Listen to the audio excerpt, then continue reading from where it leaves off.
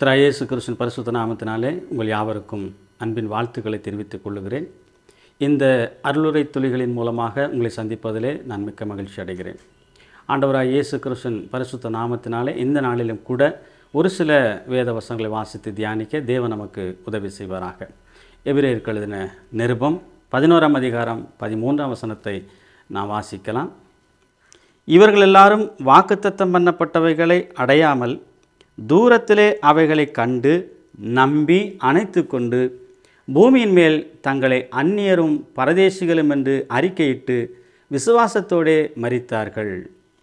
நாம் பார்க்கிறதான இந்த வேத பகுதியானது எபிரேய நிருபத்தில் மிகவும் முக்கியமான காரியமாகும். விசேஷமாக எபிரேய நிருபம் 11ஆம் அதிகாரத்திலே விசுவாச வீரர்களை குறித்ததான பட்டியலை தேவன் பட்டியலிட்டு இருக்கிறார். இந்த பட்டியலிலே வாசிக்கக்கூடிய அத்தனை விசுவாச வீரர்களும் தேவனுடைய வல்லமையான நாமத்துக்கு மகிமையாக ஜீவித்தவர்களை குறித்து தான் இங்கே எழுதப்பட்டிருக்கிறது. குறிப்பாக ஆபிரகாமை குறித்து எழுதப்பட்டிருக்கிறது, ஈசாக்கை குறித்து எழுதப்பட்டிருக்கிறது, ஆபேலை குறித்து எழுதப்பட்டிருக்கிறது.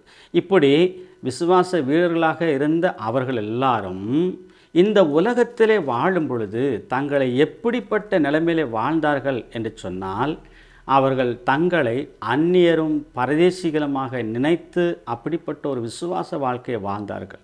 இந்த உலகத்தின் மீது அவர்களுக்கு இருந்ததான அக்கறையோ பற்றோ அல்லது பாசமோ இல்லாதபடிக்கு அவர்கள் தேவனை மாத்திரம் சார்ந்து கொள்ளக்கூடியவர்களாக, தேவனை மாத்திரம் நம்பக்கூடியவர்களாக, தேவனுக்கு முக்கியத்துவம் கொடுக்கக்கூடியவர்களாக வாழ்ந்தார்கள். அப்படித்தான் இங்கே இவர்கள் வாழ்ந்ததாக பதிவு செய்யப்பட்டிருக்கிறது. ஆகையினால தான் நான் வாசித்த அந்த வேத பகுதியிலே பூமியின் மேல் தங்களை அந்நியரும் பரதேசிகளும் என்று அறிக்கையிட்டு விசுவாசத்தோடு மரித்தார்கள் என்று சொல்லப்பட்டிருக்கிறது. அவருடைய வாழ்க்கை முழுவதுமாக தேவனுக்காகவே அர்ப்பணிக்கப்பட்ட வாழ்க்கையாக அது காணப்பட்டது.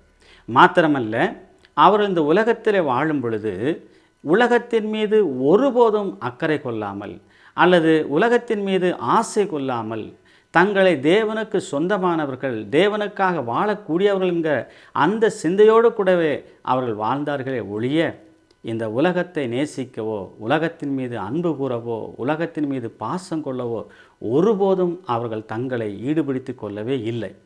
இப்படிப்பட்ட ஒரு நல்ல வாழ்க்கையை வாழ்ந்த அவர்களை பற்றி தான் எபிரேயர் ஆசிரியர் தெளிவாக எழுதுகிறேன் பார்க்கிறோம். பிரியமானவர்களே, நீங்களும் நானும் கூட அழைக்கப்பட்டிருக்கிறோம் கிறிஸ்து இயேசுவினாலே. விசுவாசிகளாய் அழைக்கப்பட்டிருக்கிற நாமும் இந்த உலகத்தில் நமக்கு முன்னாக வாழ்ந்து கடந்து போன இவர்களைப் போலவே நாமும் அந்நியர்களும் பரதேசிகளுமாய் இருக்கிறோம் என்பதை ஒருபோதும் மறந்து போக விடக்கூடாது.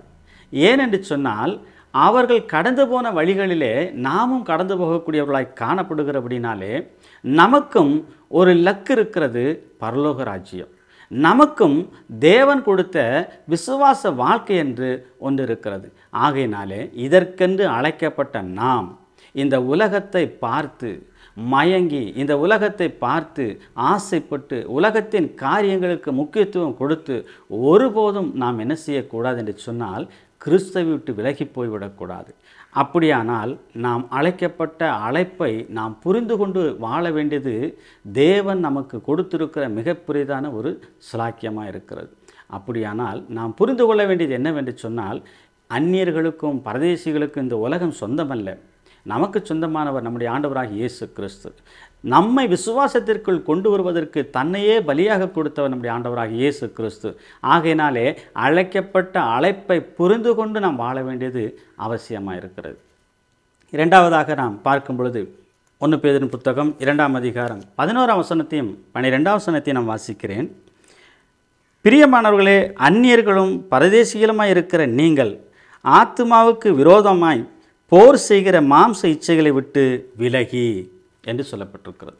அப்படியானால் அந்நியர்களும் பரதேசிகளுமாய் இருக்கிற நாம் நம்முடைய மாம்சத்திற்கு விரோதமாய் போர் செய்யக்கூடிய பாவ இச்சைகளுக்கு ஒருபோதும் நாம் என்ன செய்யக்கூடாது என்று சொன்னால், கீழ்ப்படியக்கூடாது. அவைகளின் மீது ஆசை கொள்ளக்கூடாது, அவைகளை நேசிக்கக்கூடாது.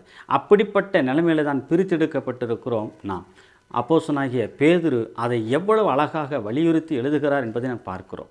ஆகையினாலே அந்நியர்களும் பரதேசிகளுமாய் இருக்கிற நீங்கள் உங்கள் ஆத்துமாவுக்கு விரோதமாய் போர் செய்யக்கூடியதான காரியங்களுக்கு முக்கியத்துவம் தராதபடிக்கு கிறிஸ்து இயேசுவுக்கு மாத்திரமே முக்கியத்துவம் தந்து நாம் கிறிஸ்துவை மாத்திரமே நேசித்து கிறிஸ்துவுக்காக வைராக்கியமாய் வாழ்ந்து தேவராஜ்யத்தை அடைய வேண்டியது நம்மேல் விழுந்த கடமையும் பொறுப்புமாக இருக்கிறது. ஆகையினால் இப்படிப்பட்ட அழைப்புக்கு பாத்திரவான்களாக இருக்கிற நாம் இந்த உலகத்தையே நேசித்து கொண்டிருந்தால் பரலோக ராஜ்யத்திற்கு ஒருபோது நாம் பிரவேசிக்க முடியாது என்பதை நான் நினைவிலே கொள்ள வேண்டியது அவசியமாக இருக்கிறது. 12ஆம் வசனம் சொல்கிறது, புறஜாதிகள் உங்களை அக்கிரமக்காரண்டு விரோதமாய் பேசும் விஷயத்தில் அவர்கள் உங்கள் நற்கிரைகளை கண்டு அவற்றை நிமித்தம் சந்திப்பின் நாளிலே தேவனை மகிமைப்படுத்தும்படி நீங்கள் அவர்களுக்குள்ளே நல் நடக்கையுள்ளவர்களாய் நடந்து கொள்ளுங்கள் என்று உங்களுக்கு புத்தி சொல்லுகிறேன். அப்போஸ்தலனாகிய பேதுரு புத்தி சொல்லக்கூடிய காரியத்தை நாம் பார்க்கும் பொழுது மிகவும் ஆச்சரியமாக இருக்கிறது. அன்றைக்கு இருந்ததான விசுவாசிகளுக்கு சொன்ன வார்த்தை அது இன்றைக்கு நமக்கு பொருந்தக்கூடியதாக இருக்கிறது என்பதை நாம் பார்க்கும் பொழுது எவ்வளோ ஆச்சரியமாக இருக்கிறது. ஆகையினாலே நம்முடைய வாழ்க்கையானது நல் நடக்கையுள்ள வாழ்க்கையாக இருந்து அநேகருக்கு முன்மாதிரியாக இருக்க வேண்டுமே ஒழிய நம்முடைய வாழ்க்கையை பார்த்து ஒருபோதும் என்ன செய்யக்கூடாது, ஒருவரும் குற்றப்படுத்தக்கூடாது. மாத்திரமல்ல, சந்திப்பின் நாளிலே என்று சொல்லப்பட்டிருக்கிறது. சந்திப்பின் நாளில் என்பது என்ன என்று சொன்னால், கிறிஸ்துவானவர் சபையை சேர்த்துக்கொள்ள வரும்பொழுது நாமும் இந்த உலகத்தை விட்டு தேவனோடு கூட போக போகிறோம். அன்றைக்கு கிறிஸ்துவ நாம் சந்திக்கும் பொழுது நாம் வெட்கப்படக்கூடியவர்களாக நிற்காதபடிக்கு தைரியமாய் நிற்க வேண்டியவர்களாய் காணப்பட வேண்டும். அந்த தைரியம் எங்கே கிடைக்கும் என்று சொன்னால், நாம் கிறிஸ்துவுக்காக இந்த உலகத்திலே வாழ்கிற வாழ்க்கையை பொறுத்து தான் கிடைக்கும் என்பதில் எந்த சந்தேகமும் கிடையாது. ஆகையினாலே இதற்கு நாம் தகுதியுள்ளவர்களாக இருக்கிறோமா என்பதை ஆராய்ந்து பார்த்து அவைகளை சிந்தித்து அழைக்கப்பட்ட அழைப்புக்கு ஏற்றபடி வாழ்ந்து நாம் அந்நியர்களும் பரதேசிகளுமாக இருக்கிறோம் என்பதை நினைத்து தேவனுக்கு மகிமையாய் சாட்சியுள்ள வாழ்க்கை வாழ்ந்து கிறிஸ்து இயேசுவை பிரியப்படுத்தினால் நிச்சயமாக பரலோக ராஜ்யத்திலே தேவன் நமக்கென்று வைத்திருக்கிற இடத்தை அடைவோம் என்பது சந்தேகம் அல்ல. இரண்டாவதாக, நாம் அந்த இடத்துல போகும் பொழுது வெட்கப்படாதவர்களாக தைரியத்தோடு கூட உள்ளே பிரவேசிக்கிறதுக்கு தேவன் நமக்கு உதவி செய்வார்.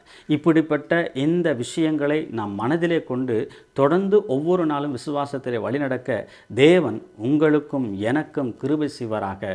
தேவனுடைய பரிசுத்த நாமம் மகிமைப்படுவதாக. ஆமென்.